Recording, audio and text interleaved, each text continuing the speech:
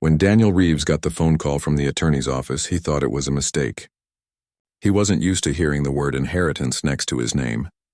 He'd never had much, and he'd never really expected to. The lawyer on the other end spoke politely, told him that his late grandfather, Walter Reeves, had left him the family property, a large piece of land out in the county. Daniel paused, trying to remember the place. As a child, he'd visited once or twice, but the details were fuzzy. A long dirt road, some empty fields, and a small cabin that smelled like wood smoke and old paper. His grandfather had passed away years ago, and the family had mostly drifted apart after that. Still, curiosity got the better of him. The next weekend, Daniel took his old pickup truck and drove out to the address the lawyer had given him. The route was familiar and strange at the same time. The old two-lane road, he remembered, was now a wide paved street lined with new mailboxes and identical houses, painted in soft shades of gray and beige. There were kids on bikes, small manicured lawns, and cars parked neatly in driveways. As he drove further, Daniel frowned. The map on his phone said he was on his grandfather's land, but all he could see were houses. Hundreds of them. He double-checked the GPS pin. It was right. He pulled over near a large sign that read Willow Creek Estates, a family community, and stared. "This can't be right," he muttered. The lawyer had said the property was still in his name. Yet in front of him stood an entire neighborhood. He parked and walked a bit down the sidewalk, feeling out of place. A man walking his dog gave him a quick nod, probably assuming Daniel was just another resident. But Daniel wasn't. He was standing where his grandfather's farm used to be, the same ground where he'd once played with a stick and an old tire as a boy.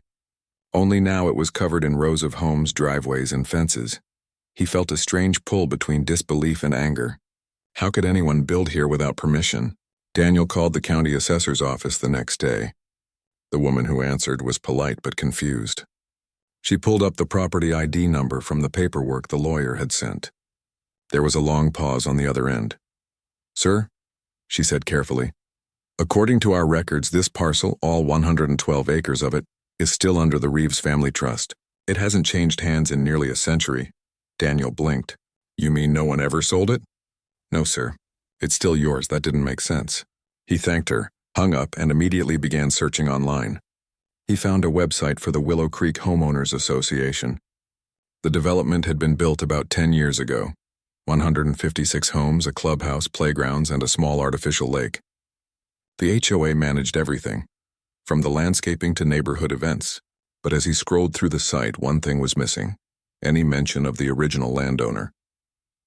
That night, Daniel sat at his kitchen table surrounded by papers, maps, and printed screenshots. The legal description of his land matched the development's boundaries exactly. Every square foot of the neighborhood, the streets, the backyards, the walking paths, was on Reeves' land. He barely slept. The next morning, he called the HOA office listed on the website. A woman named Brenda answered. Cheerful and professional. "Willow Creek HOA, how can I help you?" "Hi, yes," Daniel said. "I think there's been some kind of mistake. I own the property this neighborhood is built on." There was silence, then a small laugh. "I'm sorry, what do you mean?" "I mean," he said, trying to stay calm, "I just inherited land from my grandfather, the same land this development sits on. The county records show it still belongs to my family." Her tone shifted quickly. "Sir, are you sure about that?" "I'm sure," he said. Brenda promised to call him back after checking with their board. When she did, her voice was different, tense, cautious. "Mr. Reeves," she said, "our records show the land was purchased legally from a developer 20 years ago. But it seems there's a missing link in the chain of ownership. We'll need to look into it." The phrase "missing link" echoed in Daniel's mind. A week later, he got a call from a law firm representing the HOA. They asked him for a meeting. When he arrived at their office, 3 people were waiting: a lawyer, a real estate agent, and the HOA president, a middle-aged man with a firm handshake and a nervous smile. "Mr. Reeves," the lawyer began, "we believe there's been an error in the records. The land was developed in good faith. All homeowners here have legitimate titles to their properties." Daniel placed a copy of the county's deed record on the table. "Then how do you explain this?" The lawyer adjusted his glasses and read it.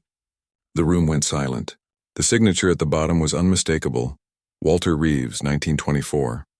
That deed, Daniel said quietly, was never transferred. My grandfather never sold this land. The HOA president rubbed his forehead. So what are you saying? That we built on your property by mistake? Daniel looked him straight in the eye. That's exactly what I'm saying. The following days were a blur. News spread through the neighborhood faster than anyone could contain it. Residents began whispering, some angry, others frightened. Rumors swirled online that the homes might be built on land they didn't really own, that someone could take it all away. Daniel didn't want trouble. He just wanted answers. But the deeper he looked, the stranger things became. He went through county archives, finding old survey maps drawn in faded ink. Every single one confirmed it. The Reeves property lines had never been adjusted. It was as if the developers had built right over them, assuming no one would notice. Maybe they thought the land had been abandoned. Maybe they thought the paperwork had quietly expired. But it hadn't. One afternoon, Daniel drove back to Willow Creek. He parked near the playground, watching children laugh and swing as parents chatted nearby. It was a beautiful community, neat, quiet, and full of life. And yet every inch of it rested on ground that technically belonged to him. A woman approached, curious. Are you the man from the newspaper? She asked. Daniel hesitated. I guess I am, she sighed. They say you're trying to take our homes. Please tell me that's not true. He shook his head. No, ma'am. I'm just trying to figure out how this happened. I didn't even know about any of this until a few weeks ago. She looked relieved but wary. We bought this house 10 years ago. Everything seemed fine back then. I hope you can work it out without hurting anyone. Daniel smiled softly. I hope so too. Driving home, he felt a growing sense of responsibility. This wasn't just about land anymore. It was about people. Families had built lives here, children had grown up here, and memories had been made. Still, something deep inside told him that his grandfather had left him this property for a reason. That night, Daniel went up to his attic and dug through an old wooden chest that had belonged to his grandfather. Inside were letters, faded photographs, and a thick, leather-bound notebook filled with handwritten notes. The first page was dated June 1924, the same year as the deed. The writing was neat and deliberate. His grandfather had recorded every transaction, every crop planted, every visitor who came by the farm. But one line near the end caught Daniel's eye. If this land should ever be divided without a Reeves hand upon it, let the record remain silent until time turns its circle. He read it twice. It didn't make much sense, and at least not yet. Daniel leaned back, staring at the ceiling. His grandfather had always been a quiet man, practical but clever. What did he mean by let the record remain silent?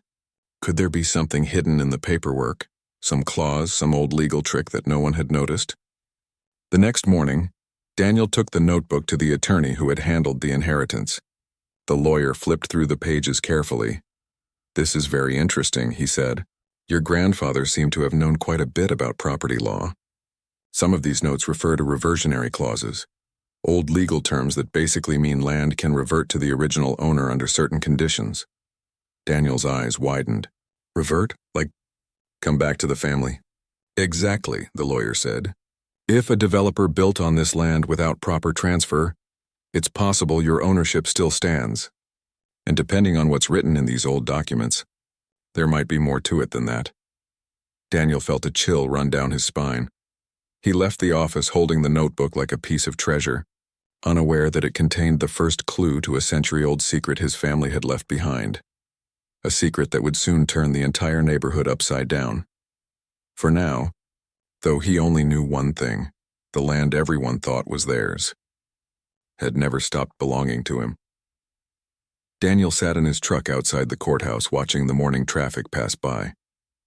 He hadn't slept much since uncovering his grandfather's old notes. The more he tried to make sense of the strange phrase, let the record remain silent until time turns its circle, the more questions filled his head. He felt like he was walking through a fog of mystery, one that seemed to thicken the closer he got to the truth. He stepped inside the courthouse, holding the old deed and notebook tightly under his arm. Inside, the air smelled of paper and coffee. The clerk behind the counter recognized him. His story had already started making small waves in the local news. I need to see the full chain of title for the Reeves property, Daniel said. She nodded, pulling up the file on her screen. After a moment, she frowned. That's strange, she murmured. What is? He asked. She turned the monitor slightly toward him. There's a gap here. Looks like after the 1924 record under your grandfather's name, there's nothing. The land was never officially transferred to anyone, but 20 years ago, a developer filed building permits using a separate parcel number, one that doesn't actually exist in the system. Daniel leaned closer. You mean they built the entire neighborhood using fake paperwork? The clerk looked uneasy. It could have been an oversight, but yes, it appears someone pushed the development through without a clear title. The county must have missed it. It was like the floor dropped from under him. For years, people had lived their lives on his land, paying mortgages, planting gardens, hosting barbecues, all on property that wasn't legally theirs. Later that day, he received an email from a law firm representing the HOA. The subject line read, "Notice of urgent meeting request." Daniel showed up at a downtown office that looked too polished to be friendly. Inside, a long conference table stretched across the room, and at least 6 people were waiting. Their smiles were tight, rehearsed. "Mr. Reeves," said one of the lawyers, "thank you for coming. We're aware of your recent discovery. Before this becomes a media issue, we'd like to resolve things quickly and quietly." Daniel folded his hands on the table. "I'm listening." Another lawyer slid a folder across the table. Inside was an offer, a large check with a lot of zeros. "This represents a fair market value of your family's old land," the lawyer said. "If you sign over the title to the HOA, we'll make sure all records are corrected. Everyone can move forward." Daniel stared at the number. It was a lot of money, more than he'd ever seen in his life. But something about it felt off. "You're offering this much," he said slowly, "to fix a mistake that wasn't mine?" The lawyer smiled politely. "Let's just say it's in everyone's best interest." Daniel closed the folder. "No." The smiles around the table vanished. "Excuse me?" "I'm not signing anything until I know what really happened," he said. "You people built 156 homes on land that's still under my family's name. I want to understand how that's even possible." He stood and walked out before they could answer. That night, Daniel couldn't stop thinking about it. He called his cousin, who used to work in land development, and asked how something like this could happen. The cousin explained that during building booms, developers sometimes cut corners. Old farmland with unclear ownership records was often the easiest target. "If nobody complains," his cousin said, "they just move ahead and assume no one will ever find out." Daniel sighed. Well, someone found out. The next morning, a reporter showed up outside his house. The headline had already broken. "Man discovers HOA built entire neighborhood on his family's land." Cameras flashed as Daniel tried to explain that he wasn't after anyone's homes. He just wanted answers. But the story spread quickly, twisting into rumors he couldn't control. Some headlines painted him as a hero defending his grandfather's legacy. Others called him a greedy landowner trying to evict families. Within days, his phone rang nonstop. Some people offered legal help. Others left angry messages telling him to leave those people alone. The HOA tried to calm homeowners with public meetings, but tension filled the air. People shouted over each other, worried about their mortgages, their property values, their future. Daniel attended one of those meetings, sitting quietly at the back as residents argued. One man stood up and pointed toward him. "That's him, the guy who says he owns our houses." The room fell silent. Daniel stood slowly. "I never said that," he began. "I just found out the land was never sold. I'm not here to hurt anyone. I just want to understand what happened." Another woman spoke up, voice trembling. "But if what you're saying is true, does that mean we don't actually own our homes?" Daniel hesitated. "I don't know yet. I'm trying to figure that out." The HOA president stepped forward, trying to keep order.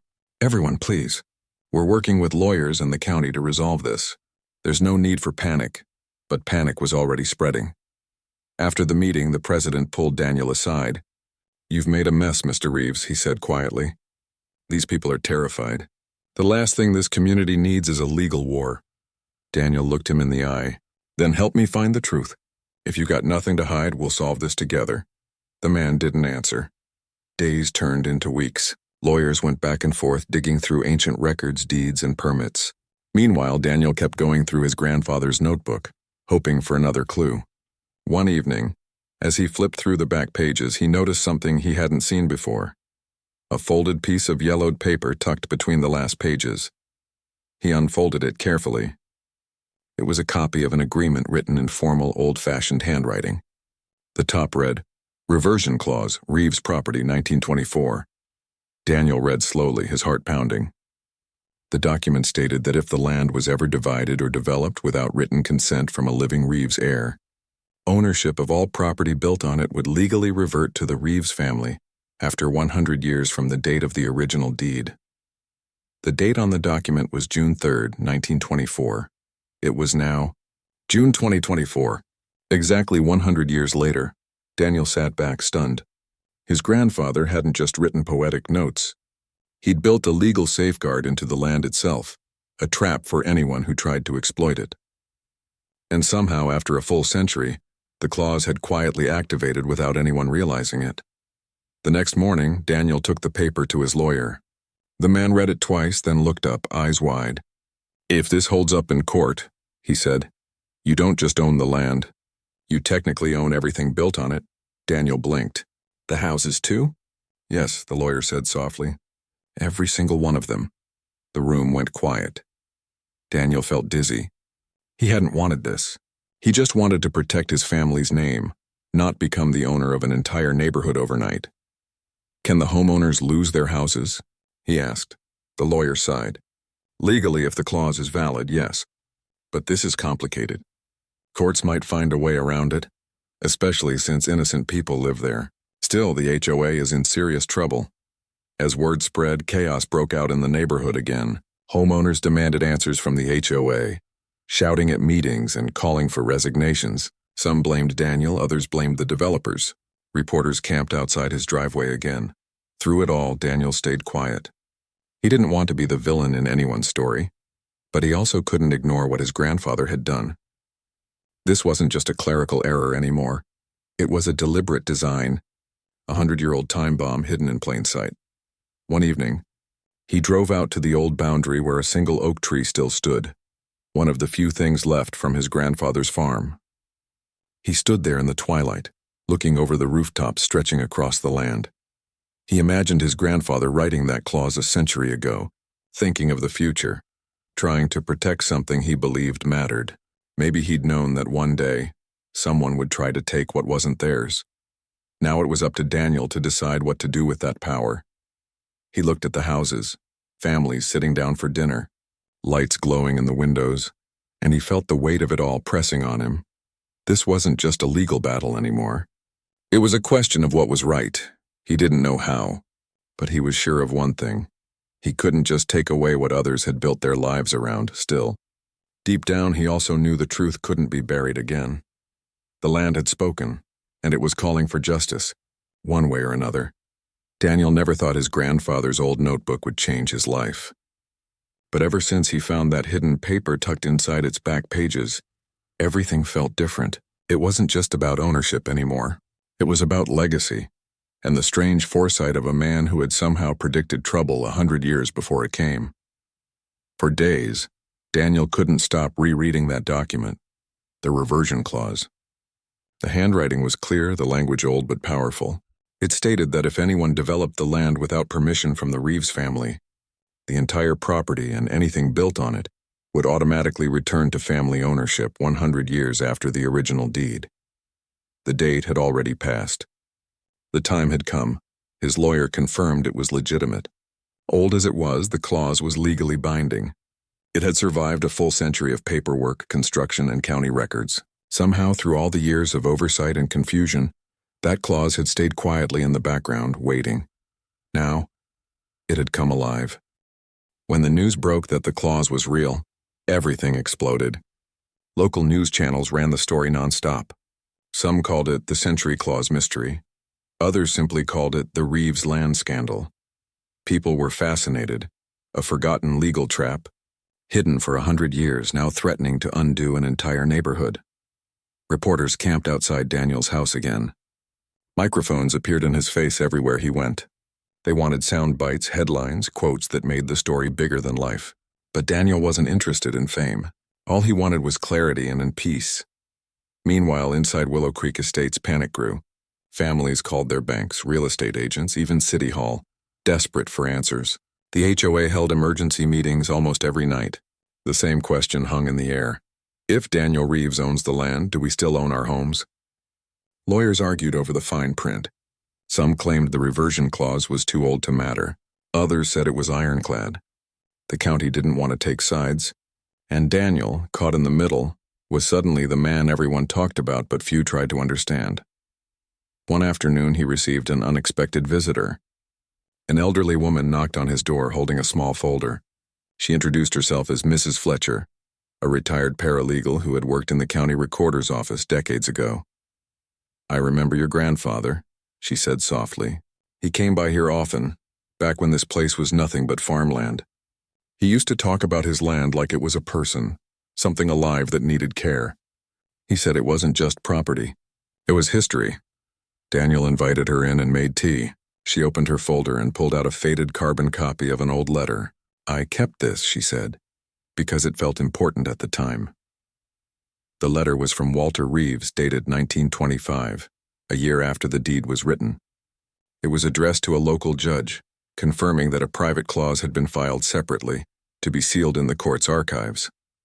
Daniel read it twice, then looked up, astonished. "So there's more? Something hidden?" Mrs. Fletcher nodded. "Your grandfather didn't trust the county's records. He made sure an original copy was stored where no developer could tamper with it. It's probably still sitting in the courthouse vault." That night, Daniel barely slept. He kept imagining his grandfather's weathered hands signing those papers by lamplight, writing words meant to protect something bigger than himself. The next morning, Daniel went to the courthouse again. After several calls and signatures, a clerk retrieved a sealed envelope from deep storage. Inside was the original version of the clause, signed by both Walter Reeves and Judge Harold Grant, a man known at the time for his integrity. The paper was yellowed but perfectly legible. And at the bottom, written in bold cursive, was one extra sentence not included in the copy Daniel had found. "This clause shall be binding upon all successors, and no passage of time or change of hands shall weaken its force." Daniel stared at those words, his pulse quickening. It meant the clause couldn't expire, not even after 100 years. The law was still on his side, stronger than anyone had realized. That same week, the HOA's lawyers called for an emergency mediation meeting. The atmosphere was tense. Homeowners filled the room, whispering anxiously. Some glared at Daniel. Others just looked confused and scared. One lawyer stood up and began speaking in sharp, rehearsed sentences about property rights and settlement options. But Daniel interrupted calmly. "Before we talk about money or ownership," he said, "I want to know how this happened. How did my family's land become part of your development without anyone noticing?" The room went quiet. Finally, one of the older board members sighed. "It wasn't supposed to be like this," he said. "When the developer started the project years ago, there was pressure to move fast. The area was booming and everyone wanted houses built. Some paperwork got rushed. They thought the land was abandoned." "Abandoned," Daniel repeated, his voice low. "My grandfather paid taxes on this land until the year he died." The man looked down. "We didn't know that. The developer sold us lots. We assumed everything was legal." Daniel could feel the frustration building, but he kept his voice steady. "You built 156 homes on land that wasn't yours, and now you're all acting surprised the past caught up." A few people murmured agreement, others frowned. The tension in the room thickened. Then one homeowner stood up, a young father holding his toddler's hand. "Please," he said quietly, "we didn't know any of this. We bought our homes fair and square. We don't want to lose them." Daniel's expression softened. He looked at the boy holding a toy car in his small fingers and felt his anger fade a little. None of this was their fault. After the meeting, he sat alone in his truck watching people leave. He could hear snippets of conversation, fear, confusion, anger, all of it swirling around something he hadn't caused but now had to face. Later that night, he called his lawyer again. "There has to be a way to make this right," Daniel said. "I can't just take these homes away. But I also can't ignore what my grandfather wrote." The lawyer nodded thoughtfully. "We can negotiate. The homeowners could buy the land from you at cost. You'd still honor your family's legacy, and they'd get clear titles. It would take time, but it's fair." Daniel leaned back in his chair. "That's something my grandfather would have respected," he said quietly. Fairness. But even as he said it, he couldn't shake a strange feeling. like there was still more buried under the surface. Something about that trap his grandfather hinted at in his notes. He returned to the old notebook again, reading line after line until one entry caught his attention. It was dated June 1925. If they ever build without our blessing, let the papers bind them, but not break the people. The land will speak when the time is right. Daniel closed the notebook slowly. Not break the people. His grandfather hadn't wanted to destroy anyone's home. He just wanted to make sure no one could steal what was rightfully his family's.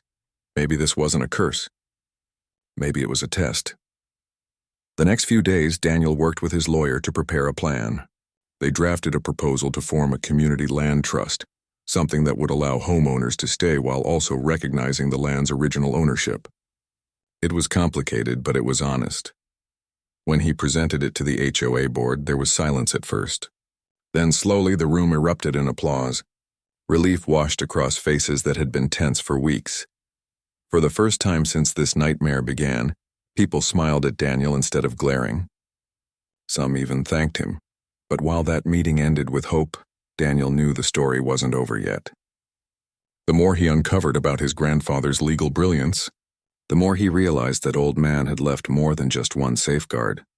In the courthouse archives, there might still be another file, one that could reveal the true reason his grandfather had gone to such lengths. As Daniel drove home under the orange glow of sunset, he couldn't shake the thought that maybe, just maybe, his grandfather hadn't just been protecting his land. Maybe he had been protecting a secret, something deeper than money, something worth guarding for 100 years. And now that secret was finally ready to be found. The days after Daniel's proposal felt like calm after a long storm. The homeowners seemed more at ease knowing he wasn't out to destroy their lives. For the first time, people waved when he drove through the neighborhood. Some even stopped to thank him for trying to find a fair solution. Still, beneath that calm surface, tension lingered. Not everyone believed Daniel's plan would hold. The HOA board had its doubts. The developers' lawyers were furious, afraid the deal would expose their mistakes. One evening, Daniel received an envelope delivered by courier. Inside was a thick stack of legal documents stamped in red ink. Notice of civil action. The HOA had filed a lawsuit against him. He read through the papers slowly. The accusation was simple. They were claiming he was interfering with lawful property ownership. They wanted a court order to void his claim to the land. For a long moment, Daniel just sat in silence. He'd tried to do the right thing, but now they were turning it against him. That night, he called his lawyer. "They're suing me," he said quietly. "I figured they might," the lawyer replied. "They're scared. But don't worry. We have the documents, the history, and the reversion clause. You're standing on solid ground," Daniel sighed. "I just didn't want it to come to this." Lawsuits meant months of hearings, interviews, and court dates. The story made the news again. Reporters called it David versus Goliath, the man versus the HOA. Some people admired Daniel for standing up to a powerful organization. Others said he was just another greedy man chasing headlines. But Daniel didn't care about fame or money. What haunted him most were the people living in those houses, the families who didn't know what the future held. Every time he saw children riding bikes on sidewalks that technically belonged to him, the weight in his chest grew heavier. The first hearing was packed. Reporters lined the back wall. The HOA's lawyer argued that the clause Daniel found was obsolete and unenforceable due to modern property laws. Daniel's lawyer calmly laid out the proof, the original deed, the hidden copy in the courthouse vault, the sealed signature of Judge Harold Grant. When the judge examined the documents, his eyebrows rose slightly. "This appears legitimate," he said. "We'll need time to review its full implications." The HOA's lawyer protested, but it was clear the momentum was shifting. The law, old as it was, stood on Daniel's side. Outside the courthouse, reporters swarmed him. "Mr. Reeves, how do you feel about today's decision?" "I just want what's fair," he said simply. Nothing more, nothing less. That night, Daniel sat at his kitchen table again, surrounded by piles of papers and notes. The light from the old lamp flickered softly, reminding him of his grandfather's cabin. He ran his hand over the worn leather of the notebook that had started it all. He couldn't help but wonder what his grandfather would have done. Would he have fought the same fight, or would he have walked away, letting others claim the land? The next morning, a knock came at his door. It was a young woman holding a notebook and a press badge. "Mr. Reeves," she said, "I've been following your story. May I ask you something off the record?" He nodded. She looked thoughtful. "Most people in your position would have taken the money and disappeared. Why are you still here?" Daniel smiled faintly. "Because this land isn't just dirt. It's memory. My grandfather raised his family here, worked this soil, and protected it when no one else cared. If I walk away, then all that work means nothing." She nodded, scribbling something down. "That's the kind of story people need to hear," she said before leaving. But not everyone saw it that way. A week later, Daniel received a letter from the developer's law firm. It wasn't polite this time. The message was clear. If he didn't drop his claim, they'd drag him through every court in the state. He sat at his desk for a long time, staring at the letter. Then he took a deep breath, folded it neatly, and placed it under his grandfather's notebook. "They don't scare me," he said quietly to himself. As the weeks went on, Daniel's plan for a community land trust began taking shape. He met with real estate experts, county officials, and even some of the homeowners who wanted to help. They discussed ways the residents could buy their land back gradually, paying fair prices that went into a trust managed by both the community and Daniel's family. It wasn't easy. There were disagreements, long meetings, and moments when it all felt impossible. But little by little, progress came. Some homeowners brought him cookies and thank you cards. Others offered to volunteer. The tension slowly gave way to cooperation. The same people who once saw him as a threat were beginning to see him as a neighbor. One evening, as Daniel walked through the neighborhood, an older man stopped him by the sidewalk. "You know," the man said, "I built that porch myself. Spent every weekend on it for a year. When I first heard your story, I was angry. Thought you were trying to take it all away. But now I see what you're doing. You're fixing something that's been broken for a long time." Daniel nodded. That's all I ever wanted. But while the people were beginning to trust him, the HOA wasn't finished fighting. They filed more motions, delaying the court process. Their lawyers tried to claim the clause violated public policy. Each time, Daniel's lawyer countered with evidence, and each time, the court sided with Daniel. Eventually, the judge scheduled a final hearing, one that would decide once and for all who owned the land. On the day of the hearing, Daniel wore his grandfather's old watch. It didn't keep perfect time anymore, but it reminded him of where he came from. Inside the courtroom, the HOA's lawyers gave long, loud arguments about modern rights and fair housing. Daniel's lawyer spoke quietly but clearly, reminding the court that laws, no matter how old, still held meaning when written with honesty. Finally, the judge gave his ruling. After weeks of review, the court upheld the reversion clause as valid. The land, everything built on it, legally belonged to Daniel Reeves. Gasps filled the room. The HOA's lawyers looked pale. The homeowners sat in stunned silence. Daniel felt his heart race. He'd won, but it didn't feel like victory. When reporters asked for a statement outside, he said only one thing: "I won't take anyone's home. I just want to set things right." Over the next few months, Daniel worked harder than ever. With the help of county officials, he turned the land trust into a legal entity. Homeowners signed agreements, gradually buying their plots back through fair payments. Part of the money went into a foundation he named after his grandfather, the Reeves Legacy Fund, which would help preserve old family lands across the county. The news spread across the country. Some called it a miracle solution. Others called it a lesson in patience and integrity. But for Daniel, it was just the end of a long promise. One evening, long after the last legal paper was signed, he walked back to the same oak tree that stood at the property's edge. The sun was setting behind the rooftops, painting the sky orange and gold. He looked out at the neighborhood, the same land his grandfather once plowed, now filled with laughter, lights, and life. In the distance, he could hear someone mowing a lawn, children playing, a dog barking, simple sounds that reminded him of why he fought so hard. He reached into his pocket and pulled out his grandfather's old pocket knife. Kneeling near the oak tree, he carved a few small words into the bark. Protected. Always. He smiled softly. The battle was over. The land was safe. The people were safe. But Daniel knew his grandfather's plan wasn't just about keeping land. It was about keeping faith. Faith that good intentions could survive even 100 years of silence. and as the wind rustled through the branches above, Daniel felt as if the land itself was finally at peace. The last few months had changed everything. What started as a quiet inheritance had turned into one of the biggest stories in the county's history. But as the noise faded and the cameras left, Daniel finally had time to breathe again. The lawsuit was over. The land was his. The homeowners were slowly buying their properties back through the new land trust. The foundation in his grandfather's name was up and running. But even with all the progress, Daniel still felt a strange emptiness inside. One morning, he sat on the porch of his small farmhouse, sipping coffee as the sun rose.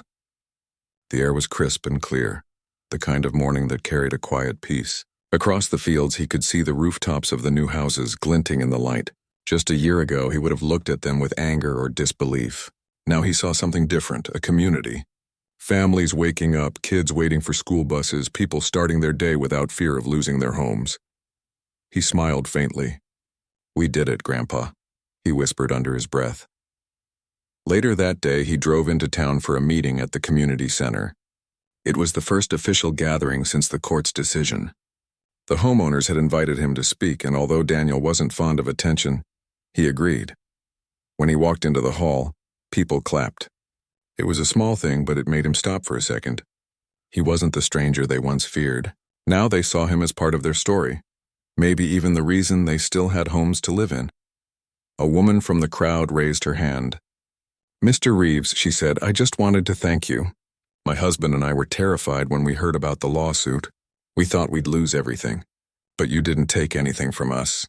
You gave us hope instead." Her voice trembled slightly, and Daniel felt his chest tighten. He nodded.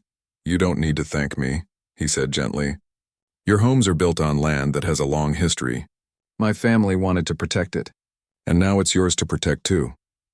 After the meeting, people came up to him one by one, shaking his hand, offering baked goods and sharing their stories. One man told him how he'd saved for 20 years to buy his house. Another woman said her kids could finally sleep without hearing their parents argue about what would happen next. It was overwhelming in the best way. For the first time, Daniel felt like he'd done something that truly mattered. In the weeks that followed, the community started to change in small but meaningful ways. The HOA was officially dissolved, replaced by a cooperative council that represented homeowners directly. There were no more secret fees or harsh fines. Decisions were made together, and Daniel attended most of the meetings, though he rarely spoke unless asked. The new system worked better than anyone expected. People planted trees, built a small park, and even started a community garden on one of the empty lots. It wasn't perfect, but it was HOA. Daniel unfolded the note. It was written in a child's handwriting. "Thank you for saving our house. When I grow up, I want to be like you." He smiled, slipping the note into his pocket. Sometimes the smallest gestures meant the most. As months passed, the foundation Daniel created began funding local history projects. Schools started teaching about land stewardship and the importance of family legacies. Volunteers cleaned up old farmland, turning forgotten places into parks and trails. The town that once ignored its roots was now proud of them. Daniel often thought about his grandfather's hidden plan, the reversion clause, the map, the buried note. It wasn't about money or revenge. It was about reminding future generations that land wasn't just property. It was memory, responsibility, and trust. One evening, he drove out to the edge of the property where the old oak tree stood. The air was cool and fireflies blinked in the distance. He brought with him the same notebook that had started it all. Its pages were fragile now, filled with faded handwriting and coffee stains. He sat down at the base of the tree and opened it to the first page, the one where his great-grandfather had written, "Land is more than soil." It's a promise that must be kept. For a long time, Daniel just stared at those words. The promise had been kept, not in the way anyone expected, but in the way it truly mattered. Suddenly, he heard footsteps behind him. It was one of the homeowners, a man named Ben. "Didn't mean to bother you," Ben said softly. "Just out for a walk," Daniel smiled. "You're not bothering me. This place feels different at night, doesn't it?" Ben nodded. "It does. You know, when all this started, I thought you were the enemy. I couldn't understand why someone would dig up old laws and cause so much chaos. But now I get it. You weren't fighting us. You were fighting for us." Daniel looked out toward the rows of houses glowing under porch lights. I guess I just wanted to finish what my family started. Ben chuckled. Well, I'd say you did that. When Ben left, Daniel stayed a little longer, listening to the sounds of crickets and the soft rustling of leaves. He closed the notebook and whispered, "It's yours now, Grandpa. They'll take care of it." The next morning, Daniel woke early and drove to the courthouse. He had one last thing to do.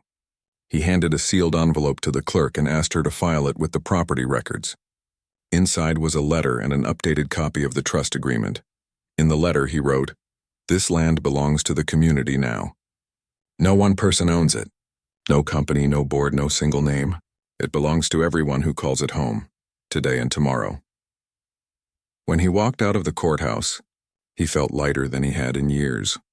Over time, Daniel began spending less time on legal work and more time helping with community projects.